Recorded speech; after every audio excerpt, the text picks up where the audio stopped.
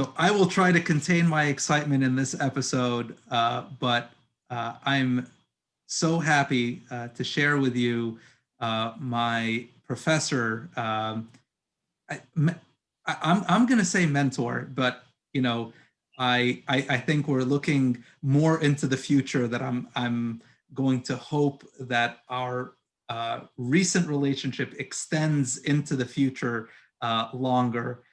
This is Father Brian Dunkle. He was one of my professors. Was it 2 semesters ago? That's right. Yeah. I think so. At Boston College, and I was 100% sure that he would never return any of my emails as soon as the class ended, but he has been kind enough to re-engage and reconnect and continue to give me his wisdom throughout the last year. And again, I hope to continue in the future. I'm shocked that he agreed to be on I Mustache You Something. So welcome, Father Brian. Thank you for doing this. Good to be here. Yeah. So tell us, first of all, what do you think about being on a predominantly Coptic audience video podcast thing? I very much enjoy it. I'm thrilled to be here to have this chance to talk. I know the questions will come from different places from what I'm normally accustomed to, probably from a more Roman Catholic audience. But I've always had a special fascination for the churches of kind of ancient pedigree, you might say, the ancient churches. I teach a course. I'll be teaching a course next semester on the East and the West, the Latin East and the Greek East, the Latin West and the Greek East. And in the course of that, we talk about, the development of the different churches and where Egypt and Rome went different ways and what that means today we touch upon. So I'm eager for reconciliation, and I find that so many of the traditions and the insights and the theologians in the tradition, the Egyptian tradition, are so relevant and speak through the centuries. And I know personally some some Coptic prelates, and they've always seemed to strike me as holy and thoughtful, and very much from a tradition worth engaging. So one of those people is actually Bishop Carolus, who's the Dean of Acts, who you studied with at Notre Dame. You guys were doing a PhD at the same time. He says hello, by the way. Oh, good. Yeah. I'm surprised you remembered me, but yeah. Oh yeah, no. So actually, once we're done recording, he has a request for you that I'll pass along. Okay.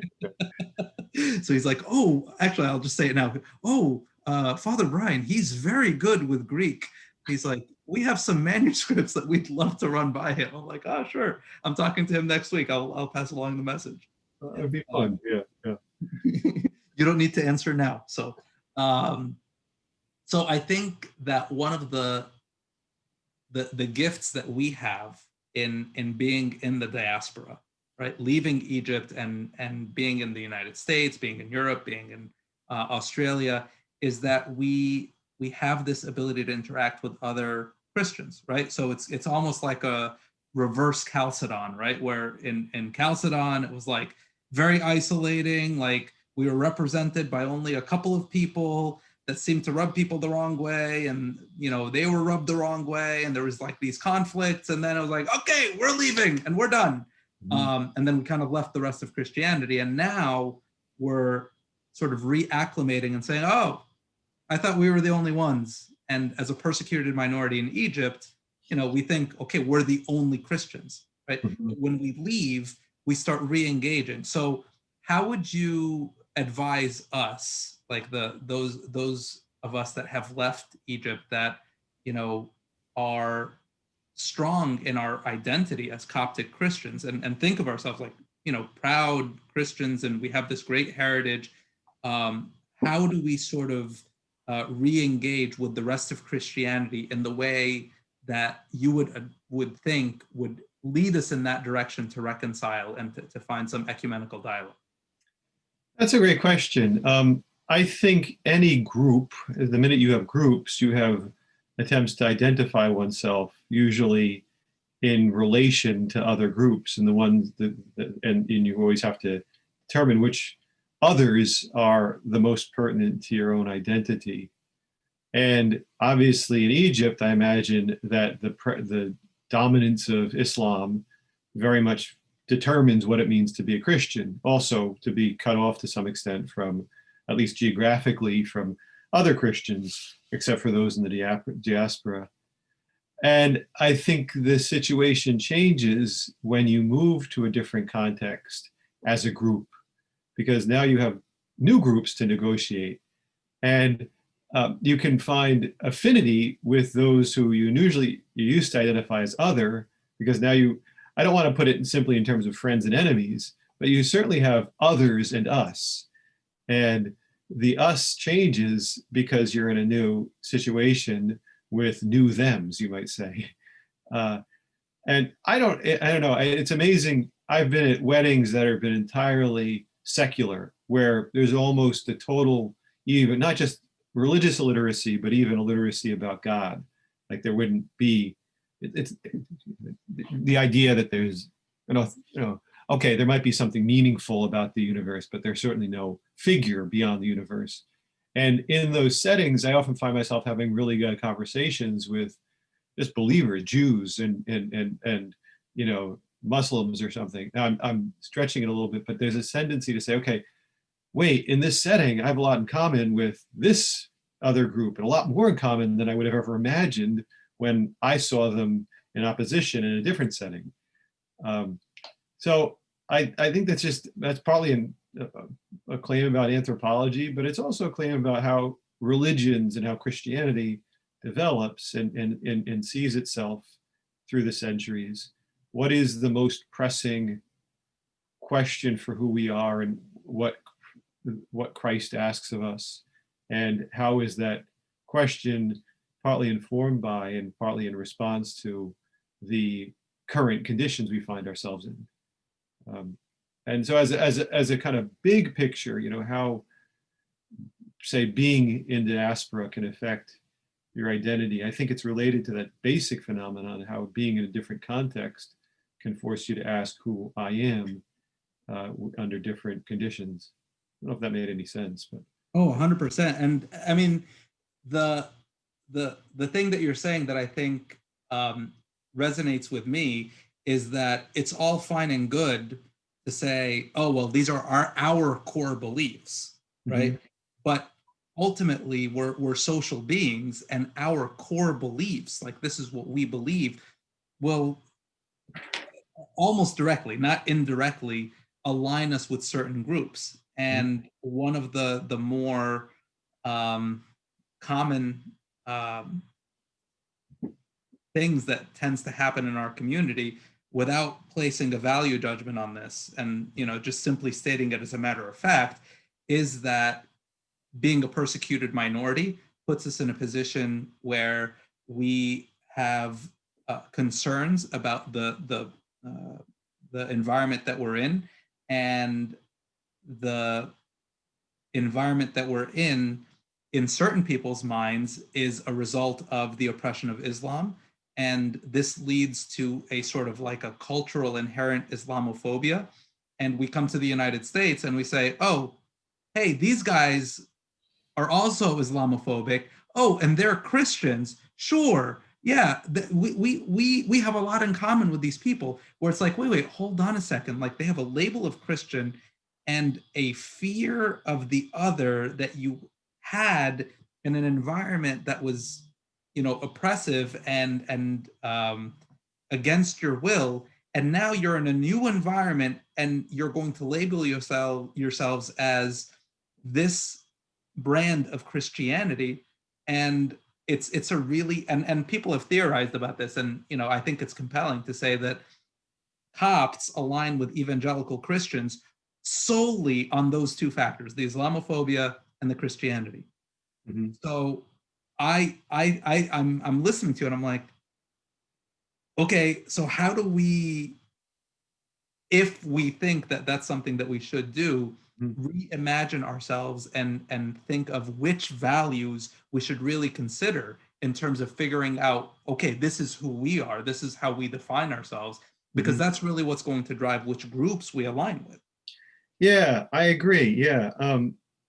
And I think at the heart of it is the limits of this, understanding your life and mission negatively as in opposition to others, or which is certainly a feature of any identity or any group, um, or certainly of faith. Christ says it himself that his faith is going to lead to some divisions, even within families, but only because you share common commitments and share common goods that you're pursuing. Um, and so I think it's much more important to center on, well, okay, it's not enough to say that we have a lot in common with this, subgroup of Christians because we both hate the same group.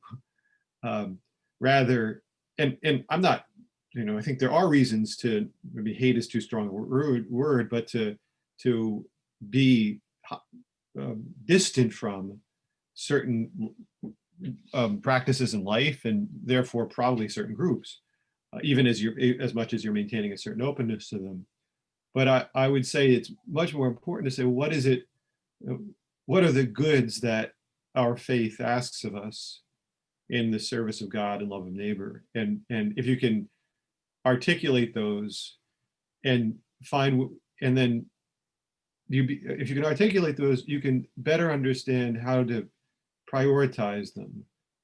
And by that I have in mind, you can better have a better sense of what is negotiable and what can be tolerated or sometimes even recognized in other groups as acknowledged as good, even if it's not quite our own, and what you can't tolerate or kind of absorb.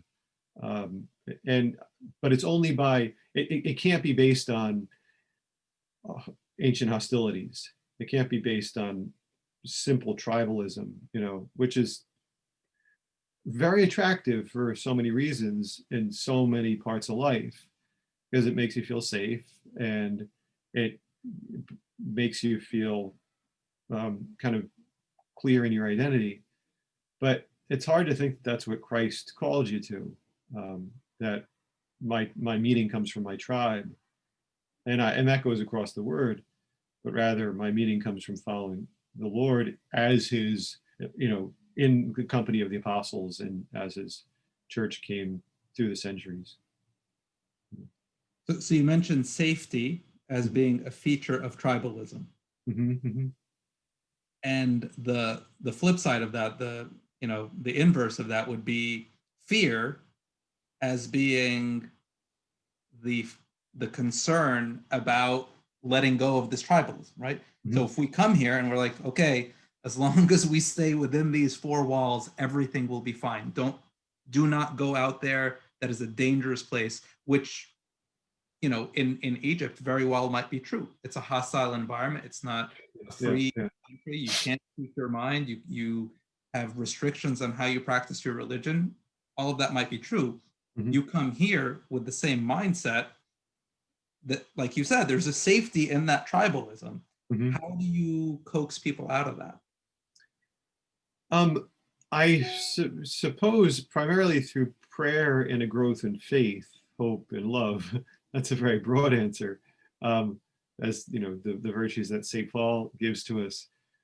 But a deep sense that you know what is good and honorable in my faith isn't threatened by even forces of darkness. Ultimately, now I think you have to be honest with yourself, because there are certain forays that can be honest, that can be dangerous to yourself, and there can be a sort of arrogance to say, well, I'm on top of it all and I can take in any viewpoint and come out unscathed. But as humans with weaknesses, there are, and I think this is clear from any reading of scripture, there are situations you're better avoiding for out of prudence. And we ought not presume upon our own capacity to handle all evil, even if ultimately we're confident that Christ is the victory and Christ has overcome all opponents. I do think there is a little bit of prudence about like the first prudence guided by confidence in what Jesus has done and how God became flesh and saved us.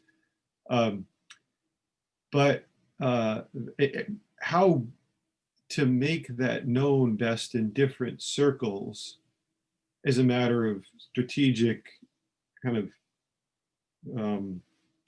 strategic, adjudication. So you're not going to, even knowing that truth, you're going to say to yourself, well, it's probably still risky to go to a dance club at 2 a.m. in the morning if I'm married, right?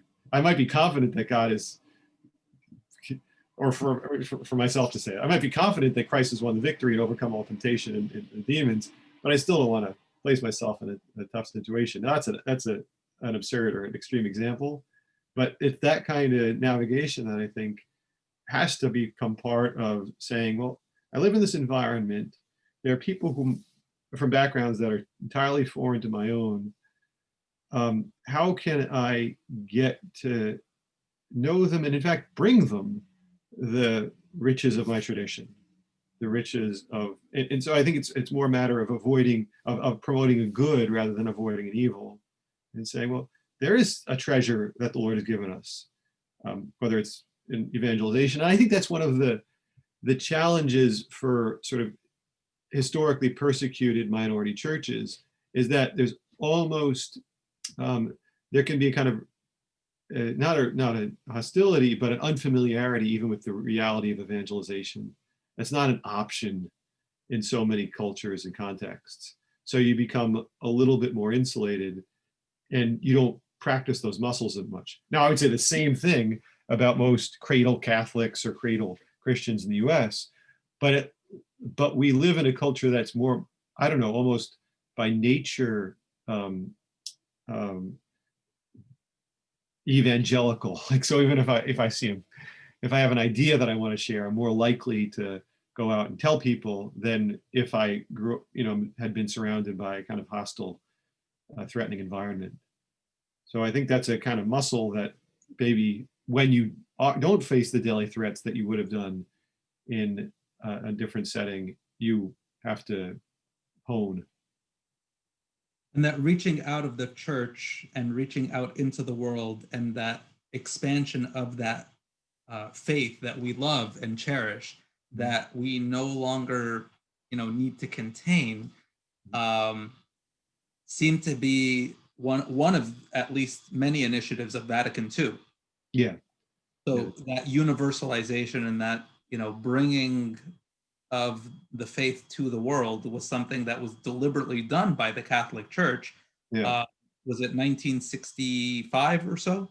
That's when it ended. Yeah. Yeah. So can you tell us a little bit about that? And was that something that was easy, something that was hard? What were some of the tensions that came up at that time for the Catholic Church in trying to bring that? Yeah.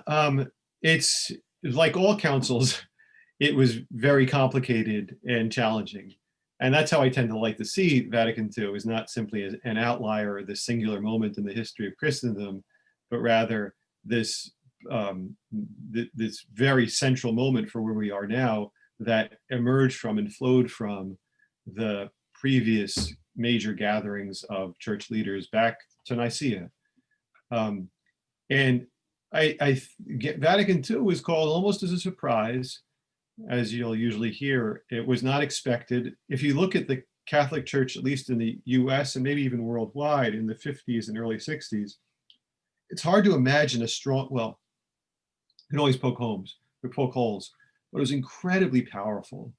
John the 23rd, the Pope, was beloved all over the world. Everybody had pictures of him on the wall.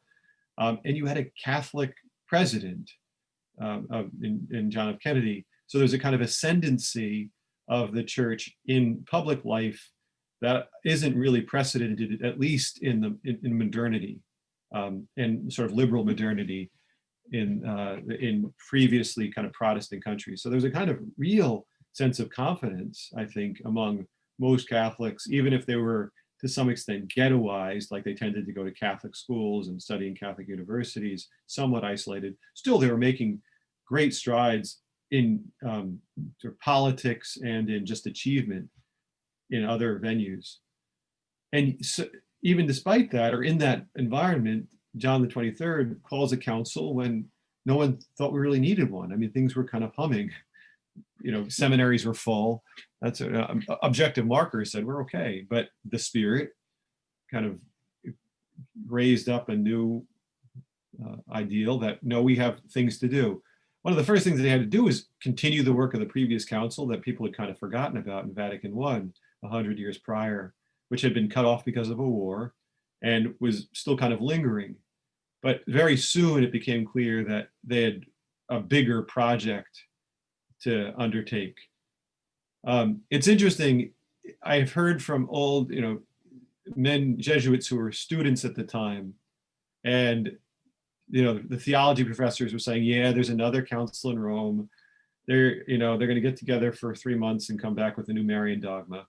There's very limited aspirations for what it was going to do. Were they wrong? And after the calling of the council, its completion in 1965, I think that's right. I'm sure that's right. The upshot was a kind of a new, you really have to say it, a new way, the church had a new way of speaking, or adopted very much a different kind of rhetoric, a new style, where previous councils would tend to issue instructions and anathemas even in kind of a more constitutional form. Vatican II adopted a rhetoric that was much more hortatory, kind of encouraging people and issuing broad instructions for engagement with the world, how it is that we should understand ourselves as politically, how we should understand ourselves as kind of citizens of heaven as Christians, but also in the here and now of adjudicating among the different political parties on offer, and generally stressing the need for a common project, and common even with non-believers, even with non-Catholics, certainly, then non-ancient churches, with Protestants, and then kind of concentric circles, even with Muslims, with even non-believers, it makes explicit, certainly with Jews. So that marked a new sense of, okay, maybe what I'm suggesting, it marked this new sense of kind of confidence in saying, we've got something good to offer that can be shared by people of all people of goodwill. And at this moment, and maybe it's a reflection of the confidence of the church to say, we don't have to be as afraid, and have such a fortress around us. Now, critics of the council would say, they should have been more afraid.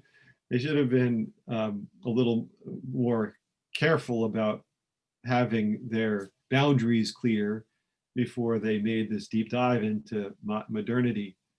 And I think you can dispute that what would happen inevitably given the upheaval of the 60s, broadly speaking, and how much was Vatican II. But it seems to me that the basic move is saying, look, what's the best way to bring Christ's message and for the church to be, as we put it, a sacrament of salvation, this kind of living mark, a transformative mark of Christ's work in the world. And it involved working for improved labor conditions, involved a lot of practical instructions for negotiating with the government that wouldn't have been central to conciliar teaching prior. So it sounds like you're trying to strike a balance, right, between not shielding ourselves so much, but not like just going, and you mentioned like the club example of, yes, go explore, but I mean, they're like within bounds and within reason. And when you read about Vatican II, you almost get kind of like a caricature of those opposing tensions with, the progressives, with Herring and Ronner talking about love and inclusivity, and they were pitted against Fenton and the conservatives who were talking about duty and doctrine, and you don't seem to be choosing one side or another. No, and it's I don't find that the side taking is all that helpful in interpreting the council. There's no denying that there were different factions. That's too strong a word. That there were different kind of affinity groups at the council. Some have had different notions of where the council should go, or how the document should be written. And you definitely see a development in the approach that the documents of the council take over the course of the sessions. So there's an initial proposal for a rather scholastic kind of manualistic schema that's then put aside, and a new schemas are proposed for how we should take this. But it's very, very risky to see the council and the church in political terms. It has its place, but to see it in geopolitical terms is to, I think, to misunderstand the very nature, the very project of the church. And so when ideas like left and right come out, I get nervous, because the church is the church, and it's trying to be, it's trying both to do what's called ressourcement, to recover the treasures that have always been there, and it's always doing that in light of the present day, aggiornamento. So always, those terms are often put in contract, right? There are the people who wanted to go back to the sources and be firm in their traditions, and then there are the people who wanted to bring everything up to date. But as has been observed, there is no going back to the sources except from the present day. And you're always going back to the sources with being concerned by the current challenges and opportunities that you're facing. So every attempt to go to the sources in some ways is an attempt to say, how is it apply now?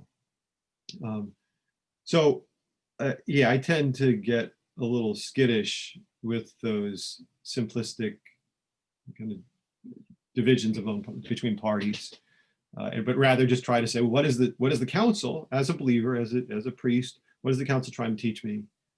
And I think each document tries to teach something different, and I tend to see each document as teaching me something coherent with what I find in the fathers, and try and sort of see them through, and in all of those things giving me information, informing me for how to live a life that's to God's glory and to the service of my neighbor. So for our community, we haven't had Vatican II. We haven't had this working out of what the council says, and the mind of the church and the spirit of the church has yet to speak in an explicit way to tell us this is the direction that we're going, that takes into consideration a lot of these different tensions. The Egyptian side, the American/European/Australian, like the internal versus the diasporic, the Western mind that is influenced by the Enlightenment and philosophy and science versus the Eastern mind that's influenced more by the tradition and the spirituality. And there's all sorts of these different sides that haven't yet worked themselves out. Mm-hmm. So with respect to your time, and I know we're winding down before you have to go, mm-hmm. I must ask you something, okay.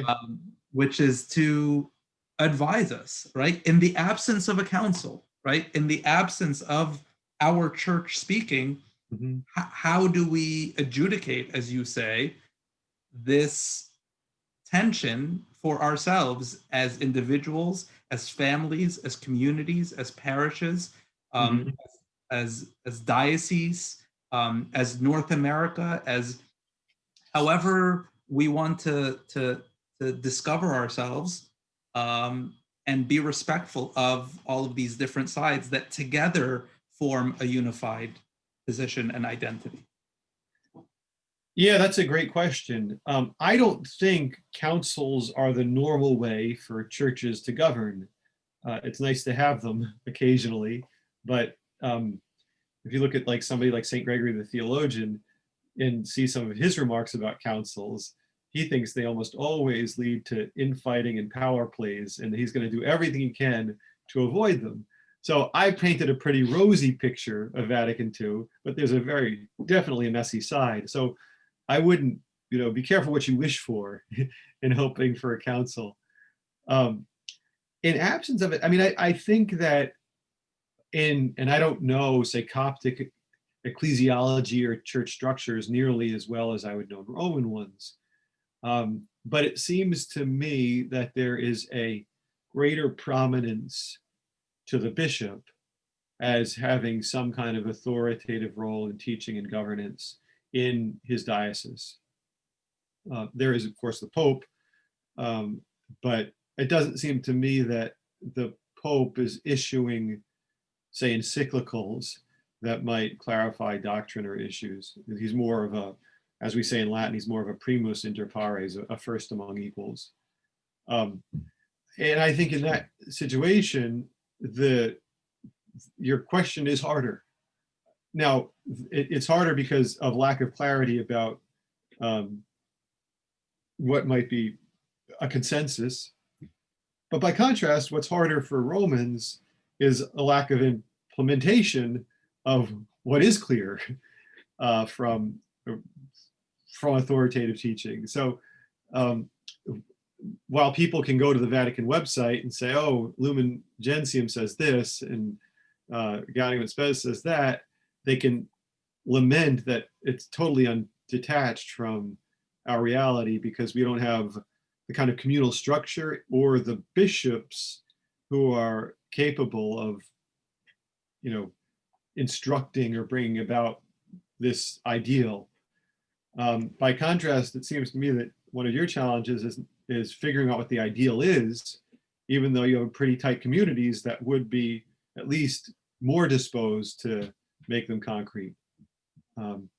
So what would be the advice to be? I'm really hesitant to give any advice from from my glass house. I don't know if I'm not offering any critiques, but I think it's a matter of individually or collectively or in consultation with the bishops identifying those priorities rather than simply in resisting the temptation to turn faith in Christ and discipleship into being a member of a tribe, and being careful to distinguish what the interests of the church are from what the interests of my local people are, and what are particular. Being careful that the fears for the identity of my in group is not the same as my fears for the church or my hopes for the church alternatively.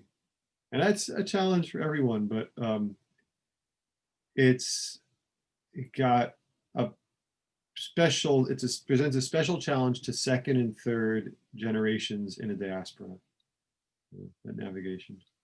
Yeah, no, for sure. And, as we work through these challenges, we want to maintain a spirit of acceptance for each other and acceptance for our reality, and accepting that it's not going to be answered overnight.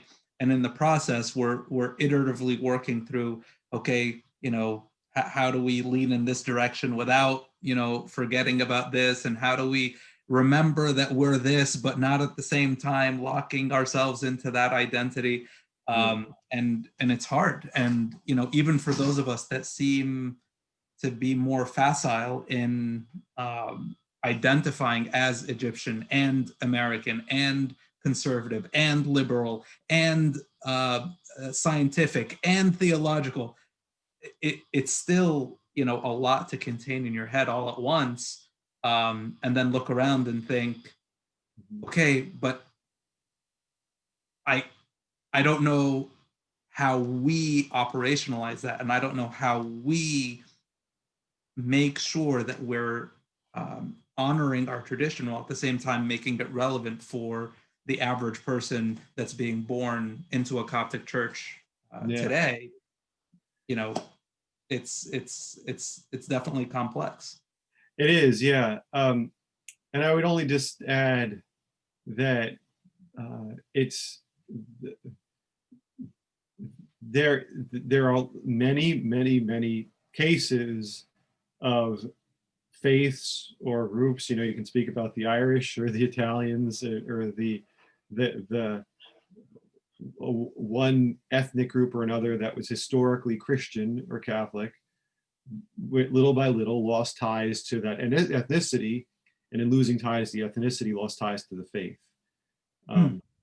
And because the faith was too deeply embedded in an ethnicity. So as it was kind of watered down in, you know, American modernity, the individualism, sort of Western individualism, is almost a universal solvent when it comes to other cultures.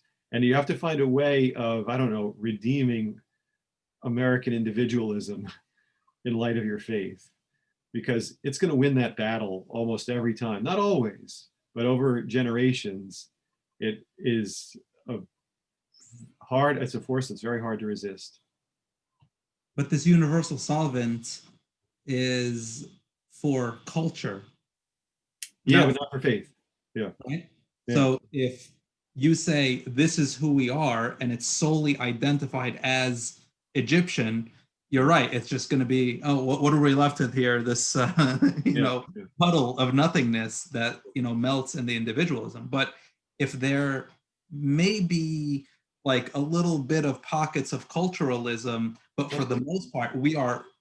And because the flip side of this is there is no faith really without a culture, and a kind of that provides some foundation for it, that gives you the kind of shared collective practices and ways of speaking of your faith that have been handed down for generations.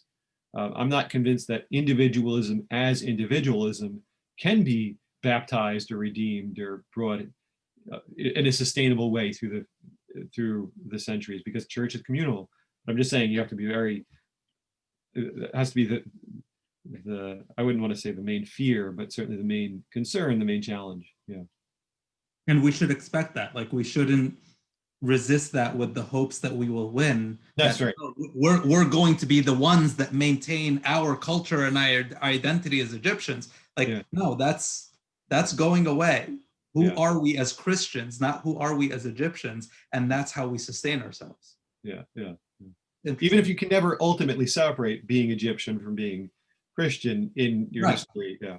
Right. Yeah. And one of the ways that we are searching for that answer is to define ourselves as Christians in the tradition of the See of Alexandria, right? Where we say, okay, this is our theological, historical, ecclesial past, and anyone's welcome, regardless of, what they culturally identify themselves as today. You're entering into this timeless tradition. That makes a lot of sense to me. Yeah. But that's still a challenging thing. So thank you for helping at least me to clarify that for myself a little bit, and hopefully 3 or 4 people listen to this and also benefit from the same. Any parting words of wisdom, Father Brian?